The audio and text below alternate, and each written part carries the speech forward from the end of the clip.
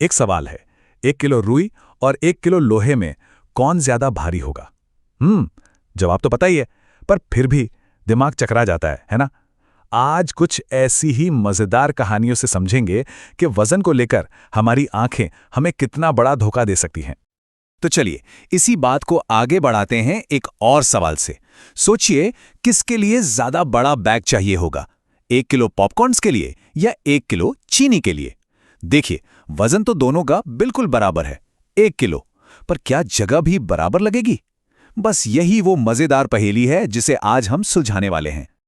तो पहला किस्सा है, 1 किलोग्राम ही होता है गुड़ और मूंगफली का किस्सा। ये कहानी है शबनम की, जिसे गुड़ और मूंगफली दोनों ही बहुत पसंद थे, और बस इसी पसंद से एक बड़ी दिलचस्प बात सामने आई। हुआ यूं कि एक दिन शबनम बाजार गईं और उसने 1 किलो गुड़ खरीदा और ठीक उतना ही, मतलब 1 किलो मूंगफली खरीदी। वजन तो एकदम बराबर था, पर जब उसने दोनों चीजों को घर लाकर देखा तो वो थोड़ी हैरान रह गई। उसने सोचा, अरे ये मूंगफली तो गुड़ से कितनी ज्यादा दिख रही है। मतलब एक तरफ गुड़ का छोटा सा ठोस टुकड़ा था और दूसरी तरफ मूंगफली का इतना बड़ा ढेर। देखकर तो कोई भी कहेगा कि मूंगफली ज्यादा है। और यही तो सारी बात है, जो आंखों को दिख रहा था वो था आयतन, यानी मूंगफली ने ज्यादा जगह घेरी, पर जो असलियत थी वो था द्रव्यमान, मतलब वजन, और वो दोनों का ठीक 1 किलोग्राम था। तो आंखें कह रही थीं मूंगफली ज्यादा है, पर तराजू कह रहा था नहीं, दोनों बराबर हैं। तो इसका मतलब क्या हुआ? इसका मतलब ये है कि कोई चीज कितनी बड़ी दिखती है और उसका वजन कितना है, ये दो अलग अलग बातें हैं।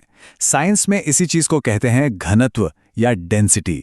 गुड़ जो है वो मूंगफली से ज्यादा घना होता है, मतलब कम जगह में ज्यादा वजन। तो सीधी सी बात है, 1 किलो तो 1 किलो ही रहेगा, भले ही उसे रखने के लिए छोटा सा बैग लगे या बहुत बड़ा। अच्छा, अब आते हैं दूसरे किस्से पर, कद्दू की महान लड़ाई, जब कई छोटी चीजें एक बड़ी चीज से ज्यादा वजनी हो जाती हैं। चलिए, इसके लिए चलते हैं एक खेल के मैदान में, जहां एक सीसॉ पर कद्दू टमाटर पंगा चल रहा है। तो सीन कुछ ऐसा है कि एक बड़ा सा कद्दू सीसॉ के एक तरफ आराम से बैठा है और हिलने का नाम ही नहीं ले रहा। अब कुछ छोटे छोटे पर बड़े हिम्मत वाले टमाटरों ने ठान लिया कि इस हंसते हुए कद्दू को तो आज ऊपर उठाकर ही रहेंगे। तो पहली कोशिश में 25 छोटे छोटे टमाटर दौड़े दौड़े आए और सीसॉ के दूसरी तरफ चढ़ गए, पर कुछ नहीं हुआ। कद्दू अपनी जगह से टस से मस भी नहीं हुआ। वो तो अभी भी वहीं बैठा हंस रहा था, जैसे कह रहा हो बस इतनी ही हिम्मत थी। तो अब छोटे टमाटरों ने सोचा ये काम अपने बस का नहीं। वो नीचे उतर गए और उनकी जगह आए 20 बड़े बड़े मोटे ताजे टमाटर। अब देखते हैं क्या होता है। और हाँ, काम हो गया, कद्दू हवा में ऊपर उठ गया। तो देखा, ये कहानी कितनी मजेदार तरीके से बताती है कि कई सारी छोटी चीजों का वजन मिलकर एक अकेली बड़ी चीज से भी ज्यादा हो सकता है। चलिए अब वजन के इस अंदाजे को एक और मजेदार जगह लगाते हैं। दुनिया की सबसे खराब रेसिपी, अनुपातों की एक पहेली। देखते हैं कि एक रेसिपी में अगर वजन का अंदाजा गलत हो जाए तो क्या हो सकता है। तो शुगोतो नाम के एक सज्जन ने रेडियो पर एक यम यम राइस रेसिपी सुनी।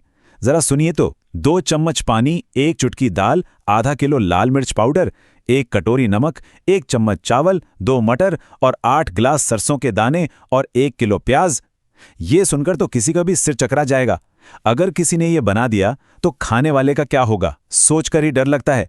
साफ है कि मात्रा में कुछ बहुत बड़ी गड़बड़ है। तो चलिए इस गड़बड़ को ठीक करते हैं। असल में होना क्या चाहिए था, 1 किलो चावल और बस 1 चम्मच नहीं, आधा किलो दाल, ना कि 1 चुटकी, और प्याज 1 किलो नहीं, बस 2 काफी हैं। इसी तरह पानी 8 गिलास चाहिए और लाल मिर्च आधा किलो नहीं, बस 1 चुटकी। देखिए सही अंदाजा कितना जरूरी है। वजन और मात्रा को सही जगह पर रखने से ही ये भयानक रेसिपी एक लजीज डिश बन सकती है। तो वजन का सही अंदाजा सिर्फ किचन तक ही सीमित नहीं है। अब देखते हैं असली दुनिया में वजन का क्या काम है, खासकर जब हम समय के साथ विकास को ट्रैक करते हैं। ये कहानी है कुंजम्मा की। उसके माता पिता उसके हर जन्मदिन पर एक बहुत प्यारा काम करते हैं, उसके वजन से 2 गुनी मिठाई बांटते हैं। तो देखिए, जन्म के समय वो 3 किलो की थीं, 1 साल की हुई तो 9 किलो की, 2 साल की होने पर 13 किलो और 5 साल की उम्र तक 28 किलो की हो गई। ये दिखाता है कि कैसे समय के साथ वजन एक स्वाभाविक तरीके से बढ़ता है। तो इन सारी कहानियों से मूंगफली से लेकर कद्दू और कुजम्मा तक हमें क्या सीखने को मिलता है? इससे एक बहुत ज़रूरी बात पता चलती है। पहले अनुमान लगाएं, फिर मापें। यही है अंतिम सीख। वजन को सही से समझने के बस 2 ही कदम हैं।